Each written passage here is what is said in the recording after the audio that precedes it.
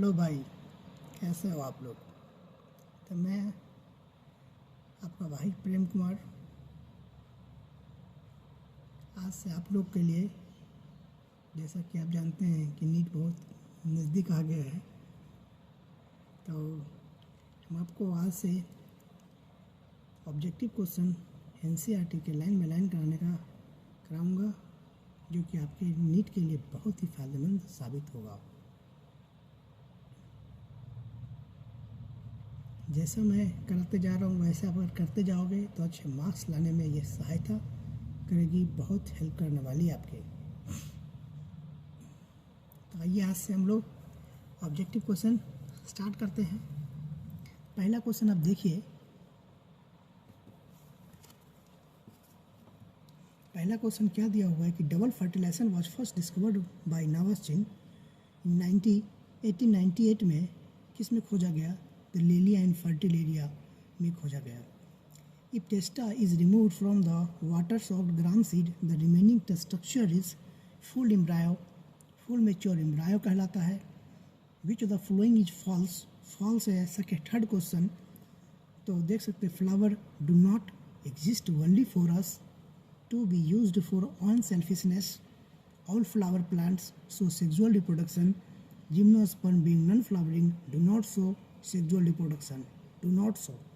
Flower are the object of aesthetic, ornamental, social, religious and cultural value. तो कौन इसमें correct incorrect है? तो क्लियरली दिख रहा है कि जिम्नोस्पर्म नॉन फ्लावरिंग प्लांट है, बट वो सेक्सुअल रिप्रोडक्शन शो करता है। तो थर्ड का गलत ऑप्शन कौन हो जाएगा? थर्ड का हो जाएगा सी। क्वेश्चन 4 पर देखिए आप। क्वेश्चन 4 ये फिगर दिखाया गया है, एनसीईआरटी के लाइन बाय लाइन से क्वेश्चन बनाया गया है। तो ये फिगर में आप इसको मार्किंग करना है कि ए बी सी डी क्या हो सकता है। तो ए को आप क्लियरली देख सकते हैं, तो ए हमारा दिया हुआ है, तो ए हो जाएगा एंथर और बी हो जाएगा, बी होगा फिलामेंट, बी देख सकते हैं दोनों का फिलामेंट, और सी जो हो जाएगा वो पॉलन सेक है। पॉलन सेक के अंदर में क्या रहता है? पॉलन ग्रेन्स रहते हैं। तो ये हमारा डी करेक्ट आंसर हो जाएगा 4 का। Fifth number question microsporangium is generally surrounded by 4 layer, which of the following 3 wall layer perform the function of protection and help in the dehiscence of anther to release the pollen. तो ये हम जानते हैं कि NCERT में दिया है, और ये 3-4 लेयर होता है। पहले नंबर होता है क्या? एपिडर्मिस, इंडोथीसियम, मिडिल लेयर और टपेटम। तो थर्ड 3 का फर्स्ट जो लेयर होता है वो हेल्प करता है प्रोटेक्शन में और डाइसेंस में। तो 4 इसका डी करेक्ट आंसर होगा, एपिडर्मिस, इंडोथीसियम और मिडिल लेयर। और टपेटम जो होता है वो न्यूट्रिटिव टाइप का होता है ना। और फिक्स क्वेश्चन नंबर 6 पर देखिए। Each cell of the sporogenous tissue is of in anther is cell of the sporogenous tissue and anther is, अगर स्पोरोजिनस टिश्यू का इच सेल जो होता है उसके पास पोटेंशियल पोलन होता है, पोटेंशियल पोलन बोलते हैं या फिर मदर सेल बोलते हैं, बस माइक्रोस्पोर मदर सेल के नाम से बोलते हैं। क्वेश्चन नंबर 7 पे अगर जाएंगे तो फिर वो एनसीईआरटी का ही लाइन दिखाया गया है। आप देख सकते हैं कि ये एनसीईआरटी का ही लाइन है 7 नंबर में। इसके बाद हम एनसीईआरटी का एक दे देंगे पेज, जिसपे उसको मैच करा देंगे कि एनसीईआरटी के कौन से लाइन से ये क्वेश्चन आया था। जैसे 7 नंबर क्वेश्चन आप देखिए तो पता चलेगा कि ये फिगर दिखाया गया है। ये फिगर हमारा, इसमें आपको मार्किंग करना है कि ए बी सी डी क्या होगा। जो मेच्योर हमारा एंथर होता है उसमें स्ट्रक्चर कैसे कैसे बने होते हैं। 7 से आप देख सकते हैं कि पहला इस फिगर में कि बाहर का एक स्ट्रक्चर दिया है। हम जानते हैं कि एंथर का 4 लेयर जनरली देखने को मिलता है, एपिडर्मिस, इंडोथीसियम, मिडिल लेयर और टपेटम। तो बाहर का एपिडर्मिस दिया हुआ है, तो ए क्या हो जाएगा? इंडोथीसियम, बी क्या हो जाएगा? मिडिल लेयर, और उसके सबसे इनर मोस्ट या फिर बोला जाए तो उसको टपेटम बोलते हैं। उसके अंदर होंगे माइक्रोस्पोर मदर सेल्स। तो 7 का आंसर होने वाला है आपका सी। तो C is the correct answer.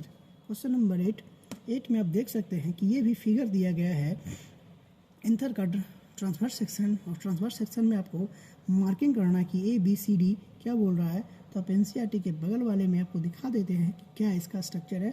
तो आप यहाँ से देख सकते हैं कि ए जो हमारा है वो ए क्या हो जाएगा? ए हमारा पास स्पोरोजिनस टिश्यू होता है। तो यहाँ से करेक्ट दिख सकता है कि एनसीईआरटी का ही लाइन ही है ये वाला कि epidermis, endothecium, middle layer, tapetum. Sequentially अगर आउटसाइड से इनसाइड जाते रहें तो आपको एपिडर्मिस, इंडोथीसियम, मिडिल लेयर और टपेटम दिखेगा, और बीच में क्या हो जाता है? कनेक्टिव होते हैं। और उससे अंदर में होते हैं स्पोरोजिनस टिश्यू। 9 का क्वेश्चन देख सकते हैं, इसका तो आंसर हो गया ए 8 का। 9 का फिर देख सकते हैं, which of the following is the sequence of development of the embryo sac और फीमेल गैमेटोफाइट। हम जानते हैं एम्ब्रायो सैक और फीमेल गैमेटोफाइट के नाम से भी जानते हैं। तो क्या होता है, जैसे कि पहले नंबर न्यूसेलस होता है, न्यूसेलस के बाद बनते हैं क्या मेगास्पोर मदर सेल, और मेगास्पोर मदर सेल से बनते हैं मेगास्पोर्स, और उसी से एम्ब्रायो सैक या फीमेल गैमेटोसाइट का फॉर्मेशन होता है। तो 9 का जाने वाला आपका आंसर है बी। 10 का क्या हो जाएगा, 10th में देख सकते हैं कि इसको मैच ऑफ द फॉलोइंग करना है। ए जो होगा 10 का, तो आप इसमें ए एक साइड दिया हुआ फ्यूनिकल हाइलम इंटुगुमेन चला जा न्यूसेलस, और दूसरे साइड में उसी से मैच करना है। तो आप जनरली जानते हैं, अब देखिए इसमें कि ए के साथ कौन जाने वाला है। तो ए जो होता है फ्यूनिकल, वो स्टॉक होता है ओव्यूल का स्टॉक बोला जाता है यहाँ से। बी नंबर देखिए, तो बी आपका जाएगा हमारे पास हाइलम एक ऐसा रीजन होता है जहाँ पर ओव्यूल फ्यूज करता है किसके साथ, फ्यूनिकल्स के साथ। तो हाइलम एक ऐसा स्ट्रक्चर है जहाँ पर क्या होते हैं फ्यूनिकल, जहाँ पे ओव्यूल फ्यूज करते हैं फ्यूनिकल के साथ, उसको हम हाइलम का नाम देते हैं।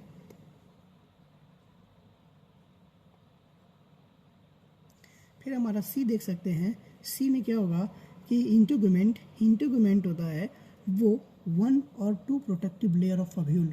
हमारा इंटुगुमेंट प्रोटेक्शन लेयर होता है ओव्यूल का, 1 लेयर या फिर 2 लेयर का बना हो सकता है। चलाजा जो होते हैं, चलाजा वो बेसल पार्ट ऑफ ओव्यूल का अगर बेसल पार्ट बोला जाए तो चलाजल पार्ट होता है।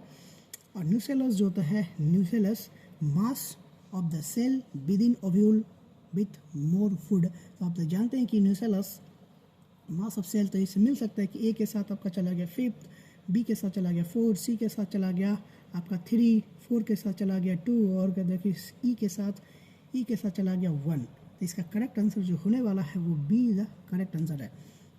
क्वेश्चन नंबर 11 में देख सकते हैं, which of the following is correct about the parthenium और कैरोट ग्रास।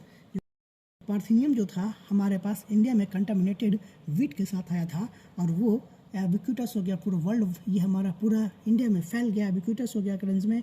और वो एक्चुअल में जो होता पार्थेनियम वो पॉलन एलर्जी कराते थे, पॉलन एलर्जी, अस्थमा वगैरह बहुत सारे एलर्जी कंडीशंस होते हैं वो कराते हैं। तो ऑल ऑफ दिस इसका करेक्ट आंसर होने वाला है पार्थेनियम कैरोट ग्रास। वैसे चल के हम हाइसिंथ के बारे में देखेंगे, जिसको टेरर ऑफ बंगाल के नाम से बोलते थे। वो भी आउटसाइड द कंट्री से आया था। वो भी पूरा क्या करते हैं, स्टैग्नेंट वाटर को कवर कर लेता है और उससे ऑक्सीजन को ड्रेनेज कर लेता है, जिस कारण से एक्वेटिक प्लांट को जीना बहुत मुश्किल हो गया था। तो यही हमारा पास कैरोट ग्रास भी और पार्थेनियम भी आउटसाइड द कंट्री से आया था, और ये भी एबिक्यूटस हो गया, पॉलन एलर्जी का काज कराने लगा था।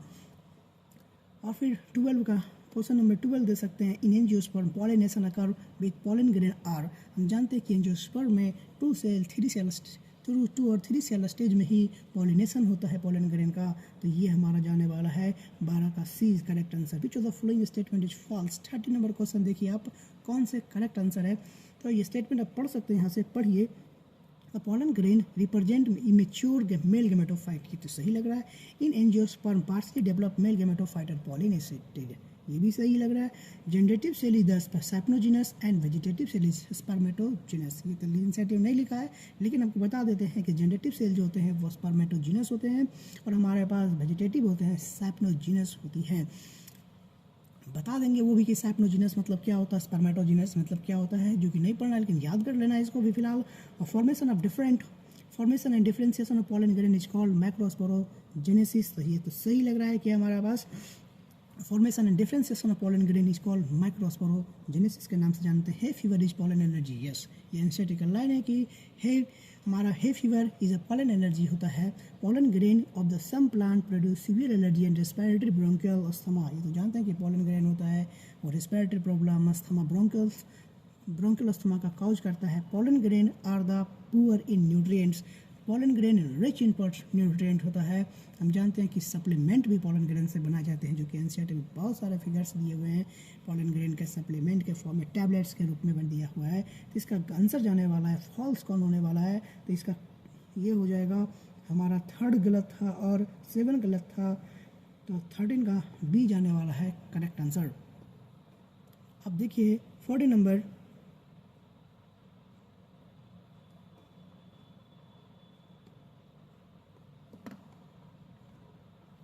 Question number 14। तो 14 में आप देख सकते हैं कि which of the following is the list pollen viability, किसके पास सबसे लिस्ट पॉलन वेलेबिलिटी होती है।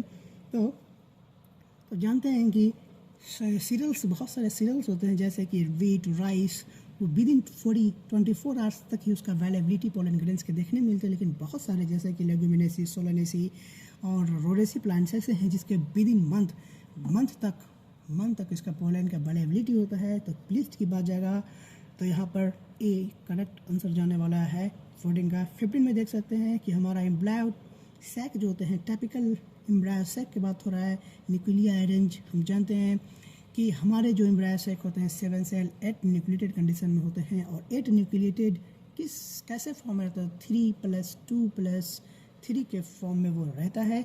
जैसे कि आप देख सकते हैं कि एक सिनर्जिट वाला पार्ट कहलाएगा, एक हमारा पास एग अपरेटस कहलाएगा, दो सेंट्रल न्यूक्लियाई हमारे होते हैं। तो हमारे पास एक सेल के पास एग अपरेटस होगा, सिनर्जिट के पास वो सब सारे 3 सेल्स होंगे और न्यूक्लियस के पास सेंट्रल 2 न्यूक्लियाई होगा। तो वो 3+2 तो 8 हो जाएगा। 3+2+3 कंडीशन में, तो इसका 15 का ए करेक्ट आंसर जाने वाला है। 16 का देख सकते हैं क्वेश्चन नंबर 16 में यही दिखाया गया है। 7 cell 8 nucleated condition embryo sac का स्ट्रक्चर है। इसमें आपको क्या करना है, पता लगाना कि ए का क्या रिप्रेजेंट करता है। तो ए जानते हैं कि एंटीपोडल सेल्स होते हैं और बी जो होगा वो हमारा पास सेंट्रल सेल होता है। लार्जेस्ट सेल हमारा सेंट्रल सेल ही कहलाता है।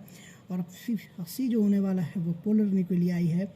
सी जो होता है वो पोलर न्यूक्लियाई है। और डी जो हो जाएगा वो हमारा पास सिनर्जिट होगा। और ई जो होगा वो फिलीफॉर्म अपरेटस है। फिलीफॉर्म अपरेटस जो होता है वो क्या करते हैं, पोलन ग्रेन्स को हमारे पास movement of the pollen grain को पाथवे प्रोवाइड कराता है और उसको रेगुलेट कराता है कि किस पाथवे से पोलन ग्रेन को जाना है और हमारा फर्टिलाइजेशन करता है। तो फिलीफॉर्म अपरेटस मार्ग प्रोवाइड कराता है, पाथवे प्रोवाइड कराने में हेल्प करता है। Question number 17, embryo sac is monosporic when it is develop from. हम जानते हैं कि मोस्ट ऑफ जो होते हैं डेवलपमेंट करने पर डिफरेंट टाइप का डेवलपमेंट होता है। एक प्रकार का होता है मोनोस्पोरिक, बायोस्पोरिक। जैसे कि जानते हैं कि एक सेल्स होते हैं वो मियोसिस फर्स्ट और मियोसिस सेकेंड करेगा। तो 1 मियोसिस में हमारे 4 सेल्स का फॉर्मेशन होता है। 4 सेल्स में 3 सेल्स होते हैं वो डीजनरेट कर जाती है, 1 सेल बचता है और 1 सेल माइटोसिस करके 8 सेल का फॉर्मेशन करता है। तो बोल सकते हैं यहाँ पे कि 7 में क्वेश्चन क्या बोल रहा है कि embryo sac of monosporic is develop from. जानते हैं मोनोस्पोरिक, बायोस्पोरिक होता है। तो 1 सेल जैसे जानते हैं मियोसिस फर्स्ट अगर करेगा सेल्स आफ्टर द फर्टिलाइजेशन के बाद, तो वो 4 सेल का फॉर्मेशन करता है जिसमें से 3 सेल डिजनरेट कर जाता है, 1 सेल बचता है, इसीलिए इसको मोनोस्पोरिक बोलते हैं। इसी से एम्ब्रायो सैक का फॉर्मेशन होगा। तो इसका बोल रहा है कि embryo sac is monosporic when it develop from one of the 4 megasporangium of the megaspore mother cell. तो ये करेक्ट आंसर जाने वाला हमारा ए। बाकी आप पढ़ सकते हैं नीचे, वो सारे जो होंगे वो गलत होगा जो कि मैंने बताया आपको। तो 18 का क्या हो जाएगा, which of the formation of embryo sac megaspore mother cell undergoes. Formation of embryo sac बनाने में कैसे जाता है। तो जानते हैं कि पहले ही बोल चुके हैं कि 1 मियोसिस होगा जिसमें से 4 सेल बनेंगे, 3 सेल जनरली डिजनरेट कर जाता है। Most common type embryo sac में 1 सेल जो होते हैं वो माइटोसिस करके हमारा पास क्या करता है, एम्ब्रायो सैक का फॉर्मेशन करता है। 3 माइटोसिस करता है, 1 से 2 सेल, 2 से 4 सेल, 4 से 8 सेल का फॉर्मेशन होता है। और 2 सेल फ्यूज करके 7 सेल 8 न्यूक्लिएटेड कंडीशन में आ जाता है, जो most common type of embryo sac माना जाता है। इसका आप देख सकते हैं 18 का जो करेक्ट आंसर जाने वाला है वो बी है, 1 म्योटिक और 3 माइटोटिक डिविजन्स। 19 का क्वेश्चन देख सकते हैं, इसी का फिगर जो फॉर्मेशन ऑफ एम्ब्रायो सैक है, एम्ब्रायो फॉर्मेशन सैक के दौरान कौन सा स्टेज से गुजरना पड़ता है, कौन से म्योसिस होता है, कैसे माइटोसिस होता है, वही फिगर में दिखाया गया है। एनसीईआरटी के बगल वाले में मैं अटैच कर देता हूँ कि ये कैसे दिखाया गया है। तो 19 में देख सकते हैं आप कि पहले तो मियोसिस फर्स्ट होगा, फिर मियोसिस सेकेंड होगा, फिर हमारा पास जब 4 सेल का फॉर्मेशन हो जाता है तो 3 सेल डिजनरेट कर जाता है, 1 सेल बचता है, इसीलिए मोनोस्पोरिक टाइप को बोलते हैं। और most common type embryo sac का फॉर्मेशन करता है, उसमें 4 मियोसिस, फिर 3 माइटोसिस होगा और 3 माइटोसिस के बाद 7 सेल 8 सेल का फॉर्मेशन करता है, 2 सेल फ्यूज कर जाते हैं सेंट्रल वाला सेंटर सेल, सेंटर में जो सेल होते हैं, और 7 सेल 8 न्यूक्लिएटेड कंडीशन का फॉर्मेशन करता है। तो आप 19 में देख सकते हैं कि म्योसिस फर्स्ट और म्योसिस सेकेंड हुआ, फिर माइटोसिस होगा, फिर माइटोसिस के बाद क्या होगा, D3 माइटोसिस होगा 1, फिर D4 जो होगा माइटोसिस फिर होगा, D5 में फिर माइटोसिस होगा, तो 8 सेल का फॉर्मेशन होगा। और फिर S देख सकते हैं लास्ट वाले में, वो हमारा क्या बना दिया, वो एम्ब्रायो सैक का फॉर्मेशन किया। तो आगे इसका देखिए आप 20 नंबर क्वेश्चन देखिए, मैच ऑफ द फॉलोइंग है। तो इसमें पहला नंबर है ए, मेगास्पोरोजेनेसिस, मेगा गैमेटोजेनेसिस, स्पोरोपोलानिन और टाइपिकल एम्ब्रायो सैक। तो मेगास्पोरोजेनेसिस जो होता है वो मेगास्पोरोजेनेसिस मतलब मेगास्पोर का फॉर्मेशन होना, बोलेगा माइक्रोस्पोरोजेनेसिस मतलब माइक्रोस्पोर का फॉर्मेशन होना, बोलेगा मेगा गैमेटोजेनेसिस गैमेट का फॉर्मेशन होना, मतलब किसका, मेगा मतलब फीमेल पार्ट, या कि कहने का मतलब कि एम्ब्रायो सैक का फॉर्मेशन होना। स्पोरोपोलानिन हम जानते हैं कि मोस्ट रेसिस्टेंट सबस्टेंस वर्ल्ड में, ऑर्गेनिक वर्ल्ड में पाया जाने वाला सबसे ज़्यादा मोस्ट रेसिस्टेंट सबस्टेंस कौन है, तो स्पोरोपोलानिन होता है, जिसको अल्कली बहुत कहते हैं कि एसिड और अल्कलाइन आज तक कोई भी ऐसा नहीं बना है जो कि उसको क्या करे, डिग्रेडेट कर सके। इसीलिए पोलन ग्रेन्स होते हैं वो हमारे पास ज़्यादा दिन तक बचे रहते हैं, बहुत दिन के बाद भी पोलन ग्रेन्स 10 साल 20 साल थाउजेंड्स ऑफ ईयर के बाद भी पोलन ग्रेन्स जस का तस रहता है। क्यों, ड्यू टू द स्पोरोपोलानिन एक ऑर्गेनिक सबस्टेंस होता है जो रेसिस्ट करता है हाई एसिड और हाई अल्कलाइन सबस्टेंस को भी। तो स्पोरोपोलानिन बोल सकते हैं यहाँ पे, स्पोरोपोलानिन क्या हो जाएगा, तो सी का बोल सकते हैं कि बी हो जाएगा, इसका करेक्ट बी हो जाएगा। फैटी सबस्टेंस होते हैं, और टाइपिकल एम्ब्रायो सैक जो होता है मोनोस्पोरिक डेवलपमेंट देखने को जनरली मिलता है, जिससे 7 सेल 8 न्यूक्लिएटेड कंडीशन का फॉर्मेशन होता है। अब 21 नंबर पर देखिए, इसका करेक्ट आंसर होने वाला है 20 का क्या हो गया भाई, तो 20 2 बी हो गया। अब 21 नंबर में क्या है, 21 नंबर ये बता रहा है कि in an interesting modification of flavor shape of the insect pollination occur in some orchid in which the male insect makes this insect mistakes the pattern on the orchid flower for the female of the species and try to copulate with it, thereby pollinating of flower. Then phenomena is called. हम जानते हैं कि NCERT में बहुत अच्छा शानदार line लिखा हुआ है, अमेजिंग फीचर्स हमारा ऑर्किड का देखने में मिलता है। ऑर्किड के कैसा, जिसमें देख सकते हैं जनरली डायरेक्टली देखने को मिलेगा आपको कि मिमिक्री टाइप का है, स्यूडो कॉपुलेशन का कंडीशन देखने को मिलेगा। हम इस पर अगर टाइम मिलेगा कभी फ्यूचर में तो हम पूरा एक्सप्लेन करेंगे अच्छे से कि कैसे मिमिक्री होती है, कैसे स्यूडो कॉपुलेशन देखने को मिलता है, कैसे फ्लावर अपने मतलब ऑर्किड के फीमेल के फ्लावर, ऑर्किड जो होते हैं वो इंसेक्ट के, ऑर्किड का प्लांट इंसेक्ट के फीमेल पार्ट के जैसा अपने लाइफ को अपने वाले कहलाते हैं, क्या है इंटामोफिलिक्स कहलाते हैं। लेकिन अगर स्नेल की बात होगा तो हो जाएगा मलाकोफिली। एनिमल में भी डिफरेंट टाइप के पॉलिनेशंस होते हैं, तो डिफरेंट नाम रखा गया है। जैसे स्नेल्स होने वाले को मलाकोफिलस बोलते हैं, मलाकोफिली बोलते हैं, और अगर बर्ड से हो रहा है तो उसको ऑर्निथोफिलस के नाम से बोलते हैं। 23 में देखिए, आगे बढ़ते हैं। 23 क्या हो गया, 23 एक प्रकार का हमारा पास दिखाया गया फिगर, टाइपिकल एनोट्रोपस ओव्यूल। जनरली जो हम लोग स्ट्रक्चर पढ़ते हैं एनसीईआरटी में वो एनोट्रोपस होते हैं, इन्वर्टेड होते हैं, 180 से अपने आप को रोटेट कर लेता है, इसीलिए उसको एनोट्रोपस बोलेंगे।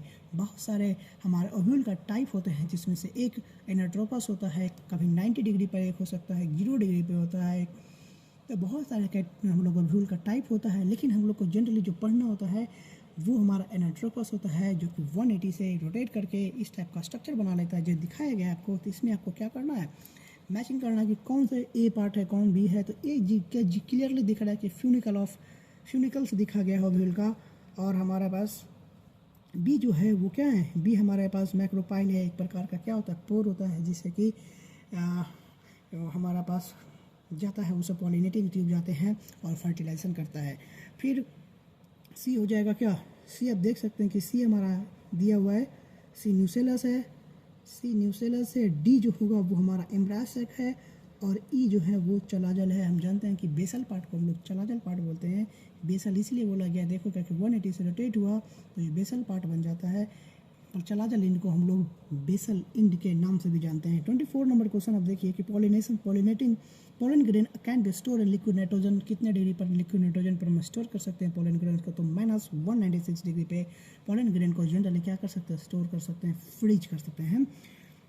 ये सब एनसीईआरटी का लाइन है, आपको दिखाएंगे तुरंत अभी कि एनसीईआरटी में कौन कौन से पॉइंट्स ये सब बातें बताई गई है। 25 नंबर क्वेश्चन आप आइए, availability of pollen grains depend, किस किस पे बात डिपेंड करता है, तो हम एनसीईआरटी का तुरंत पार्ट अटैच करेंगे कि हम जानते हैं कि पोलन ग्रेन्स जो होते हैं उसका अवेलेबिलिटी टेम्परेचर पर, उसके प्रिवेलिंग टेम्परेचर और प्रिवेलिंग कहते हैं ह्यूमिडिटी पर डिपेंड करता है। जैसे कि सीरियल्स था तो 24 आवर्स ही सिर्फ उसका कर पाता है, बहुत सारे प्लांट्स सोलानेसी, लेगुमिनेसी, रोरेसी था वो हमारा विद इन मंथ तक भी हमारा उसका अवेलेबिलिटी हो सकता है।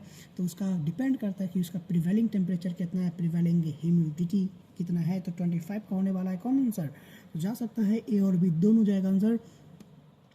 26 में देखें, क्वेश्चन नंबर 26 क्या बोल रहा है कि यहाँ पर आपको दिखाया गया डायग्राम में मैक्रो गैमेटोजेनेसिस, पहले हम डिस्कस कर सके थे कि मेगा गैमेटोजेनेसिस मतलब होता है एम्ब्रायो सैक का फॉर्मेशन करना, मतलब कि मैक्रो गैमेटोजेनेसिस मीन्स क्या हो सकता है। तो आप देख सकते हैं कि इसमें फिगर दिया है एनसीईआरटी का 26 में, तो यहाँ पर ये तो पहला नंबर फिगर है। ये पार्ट जो इसमें होने वाला है वो एस्मेटिकल स्पेंडल होते हैं, बी जो होता है वो वेजिटेटिव सेल, बड़ा सा सेल जो होता है वो वेजिटेटिव होता है, और जो छोटे से होते हैं वो होता है जनरेटिव सेल, और वही जाता है हमारे पास फ्यूचर रिप्रोडक्शन में, और वही बनाता है हमारे पास क्या, जाइगोट का फॉर्मेशन करेगा। 26 में which of the following plant is incorrect about the sporopollenins, sporopollenin के बारे में क्या गलत है, अभी हमने पहले डिस्कशन कर चुका है कि स्पोरोपोलेनिन्स ऐसे सब्सटेंस होते हैं, ऑर्गेनिक मटेरियल सब्सटेंस होता है, हाई टेम्परेचर को स्ट्रॉन्ग एसिड स्ट्रॉन्ग बेसिस को भी क्या करता है, विथस्टैंड कर लेता है। जो भी कोई भी enzyme, no any enzyme known that degraded that the sporopollenins, इसीलिए हमारे पोलन ग्रेन जो होते हैं वो फॉसिल्स के रूप में प्रिजर्व होते हैं, और ड्यू टू द स्पोरोपोलेनिन। तो इसमें गलत कौन है, तो सी आंसर गलत होगा। 2 enzymes that degradate sporopollenin are known so far, no any enzyme that can degradate the pollen grains, sporopollenins को कोई भी डिग्रेडेट नहीं कर सकता है। 20 आप क्लियरली समझ सकते हैं इस बात को। 28 number question, which of the flowing sequence correct कर देखिए, मैक्रोस्पोरोजेनेसिस के बारे में कौन सही है, तो हम जानते हैं भाई ये मैक्रोस्पोर मदर सेल जो होते हैं, मैक्रोस्पोर मदर सेल जो होते हैं 2n स्ट्रक्चर होता है, डिप्लॉयड स्ट्रक्चर होता है, उसमें जब मेयोसिस होगा तो मैक्रोस्पोर टेट्राड का फॉर्मेशन होगा, n स्ट्रक्चर बनाएगा, और वही आगे चलकर फर्दर डेवलपमेंट करेगा, डिफ्रेंसिएशन होगा और मैक्रोस्पोर का फॉर्मेशन हो जाएगा। तो बी द करेक्ट आंसर 28 का। 29 देख सकते हैं, प्रोक्सिमल पार्ट ऑफ फिलामेंट और ऑफ स्टेमेन इज अटैच्ड, थोड़ा सा हो सकता है 29 का होगा ए आंसर। 30 देख सकते हैं, diversity of structure of the inflorescence flower and floral parts, diversity जो होता है structure of the inflorescence flower and floral part का, वो क्या होते हैं, are adaptations to ensure formation of end product of sexual reproduction. Diversity structure जो होते हैं फ्लोरेसेंस का, फ्लावर का, फ्लोरल का, क्यों डिफरेंट टाइप का डाइवर्सिटी होता है, ताकि एक प्रकार का ये एडेप्टेशन है ताकि वो एंड प्रोडक्ट बना सके, रिप्रोडक्शन का बना सके। 31 का क्या हो सकता है, क्वेश्चन नंबर देख सकते हैं, ये हमारा पास दिया गया फिगर, तो ये फिगर में आप क्लियरली देख सकते हैं कि ए और बी जो होने वाला है वो एक्साइन और इंटाइन है। बाकी दूसरे पार्ट में देख सकते हैं जहाँ पर कुछ नहीं है वहाँ पे हेक्साइन का पार्ट नहीं है, उसको हम लोग जेरोपोरो बोलते हैं, और प्लाज्मा मेम्ब्रेन और साइटोप्लाज्म भी दिया हुआ है। 32 आगे बढ़ जाते हैं तुरंत, as the anther mature and dehydrate microspore जो होते हैं डिसोसिएट होते हैं to each other and develop into the pollen grains. हम जानते हैं कि पहले माइक्रोस्पोर मदर सेल्स होता है, फिर उसे हमारे पास माइक्रोस्पोर टेट्राड का फॉर्मेशन होता है, म्यूसिस करने के बाद एन स्ट्रक्चर बना लेता है, फिर उसमें डिफ्रेंसिएशन होता है, डिहाइड्रेशन होता है, और वही जाके पोलन ग्रेन्स का फॉर्मेशन कर देता है, माइक्रोस्पोर का फॉर्मेशन करता है। तो ठीक है, आगे चल के देखिए, तो फिर 33 में देखिए, 33 में क्या हो गया, 33 में आपको ये एनसीईआरटी का लाइन दिया हुआ है, स्टिग्मा है, ये कार्पेल्स है, तो एनसीईआरटी का फिगर से आपको डायरेक्ट क्वेश्चन है ये वाला है कि इसमें हो जाएगा multi carpellary syncarpous pistil multi carpellary syncarpous pistil is का है ये वाला, और जो हमारा बी है मल्टी कार्पली एपोकार्पस। तो सिनकार्पस और एपोकार्पस दो कंडीशन होता है वहाँ पर देखने को मिलता है। जैसे कि आप पापा भर में देख सकते हैं, ये फर्स्ट फिगर जो है पापा भर होता है, पापा भर सोमनीफेरम जिसको बोलते हैं। So multi carpellary syncarpous pistil है देखने को मिल रहा है। और सेकेंड वाला जो होता है मैकिलिया प्लांट है, उसमें मल्टी कार्पली एपोकार्पस पिस्टिल है जनरली बहुत बार नीट में आ चुका है, तो इसका करेक्ट आंसर ए होगा। 34 नंबर क्वेश्चन देखिए। 34 नंबर में क्या है कि फीमेल, क्वेश्चन क्या है कि 34 में कि द फीमेल गैमेटोफाइट, जिसको एम्ब्रायोसैक के नाम से बोलते हैं, टिपिकल डाइकॉट जिसको पॉलीगोनम, हम अभी तक डिस्कस नहीं कर रहे थे कि मोस्ट कॉमन टाइप कौन है जो कि जिसमें एम्ब्रायोसैक होता है, कौन most common type of plant हम लोग देखते हैं तो पॉलीगोनम होते हैं। जो मोनोस्पोरिक जो मानते थे वो होता है, उसमें बहुत बार बोल चुके अभी तक कि 7 सेल एटन्यूक्लिएटेड कंडीशन देखने को मिलता है, जो कि हम लोग के लेवल का पढ़ने का है। फिर हो जाता है 35 नंबर क्वेश्चन ग्वाइटनोगमी। हम जानते हैं कि पॉलिनेशन का डिफरेंट टाइप होता है, आउटोगमी, ग्वाइटनोगमी, और different type of plants species पर भी होगा, जो कि आगे चल के हम देखेंगे कि बहुत सारे पॉलिनेशंस के टाइप होते हैं। इतना ही पॉलिनेशन के टाइप नहीं, और भी पॉलिनेशन के टाइप हैं। तो यहाँ पर ग्वाइटनोगमी दिया हुआ है। ग्वाइटनोगमी एक ऐसा टाइप का है जो कि फंक्शनली जो होता है वो तो क्रॉस पॉलिनेशन शो करता है। कैसा करता है? क्रॉस पॉलिनेशन शो करते हैं, लेकिन जेनेटिकली सिमिलर होते हैं।